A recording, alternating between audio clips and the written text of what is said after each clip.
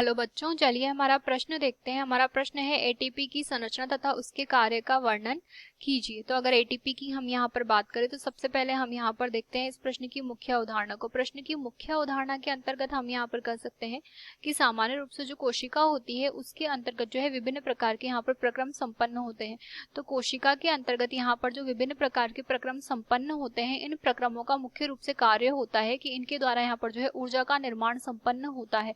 ये जो ऊर्जा यहाँ पर निर्मित होती है, यह ऊर्जा एटीपी के रूप में हमें यहाँ पर प्राप्त होती है। यदि एटीपी की संरचना की हम यहाँ पर बात करें तो संरचना के अंतर्गत हम यहाँ कह सकते हैं कि जो एटीपी होती है इसकी जो संरचना होती है इसके अंतर्गत यहाँ पर जो है एडेनिन पाया जाता है।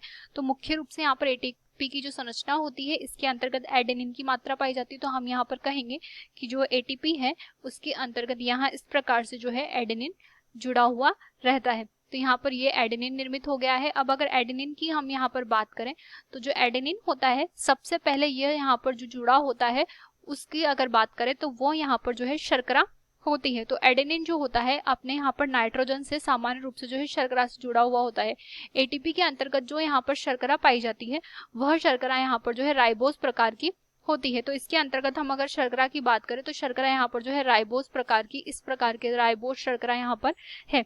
और ये जो राइबोस शर्करा होती है यह यहाँ पर जो है फॉस्फेट समूह से जुड़ी हुई होती है। तो इसके अंतर्गत यहाँ पर जो है 3 फॉस्फेट समूह यहाँ पर उपस्थित होते हैं। तो इस प्रकार से हम देख सकते हैं कि यहाँ पर ये पहला फॉस्फेट समूह जुड़ा हुआ है, इसके पश्चात यहाँ पर ये जो होता है दूसरा फॉस्फेट समूह जुड़ा हुआ है और इसके पश्चात यहाँ पर यह जो है तीसरा फॉस्फेट समूह जुड़ा हुआ है। तो इस प्रकार से यहाँ पर जो है 3 फॉस्फेट समूह आकर के जुड़े हुए होते हैं। तो हम यहाँ पर कहेंगे कि एटीपी का जो पूरा नाम यहाँ पर होता है इसे हम जो है एडिनोसिन ट्राइफॉस्फेट के नाम से जानते हैं। यानी कि एडेनोसिन का अर्थ है कि जो यहाँ पर एडेनिन ग्रुप है वो शर्करा से जुड़ा है, राइबोस शर्करा से, और इसके पश्चात यहाँ पर फॉस्फेट की जो संख्या है वो ट्राई है यानी कि 3 है।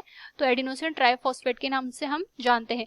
अगर इसके कार्य की हम यहाँ पर बात करें तो हम यहाँ पर कहेंगे कि एटीपी जो होता है इसके अंतर्गत 3 फॉस्फेट बॉन्ड स्थित होते हैं। तो यहाँ पर 3 फॉस्फेट बॉन्ड इसके अंतर्गत पाए जाते हैं। इसमें अगर यहाँ पर पहला बॉन्ड टूटता है तो हम यहाँ पर कहेंगे जो ऊर्जा की मात्रा निकलती है वो यहाँ पर 7.3 किलो कैलोरी निकलती है। इसके अलावा अगर ये वाला बॉन्ड यहाँ पर टूटता है तो इसके अंतर्गत भी यहाँ पर जो ऊर्जा निकलती है वो 7.3 किलो कैलोरी यहाँ पर निकलती है।